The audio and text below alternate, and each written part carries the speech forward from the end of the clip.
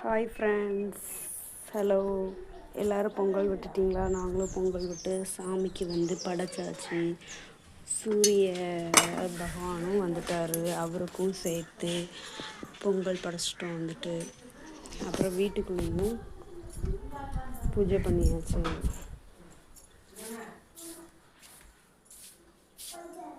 இன்றைக்கி செவ்வாய்க்கிழமை, முருகருக்கு வெற்றிலை தீபம் போட்டிருக்கோம். நைவேத்தியமாக பால் வச்சுருக்கோம். எனக்கு பிடிச்ச கடவுளே முருகர் தான்.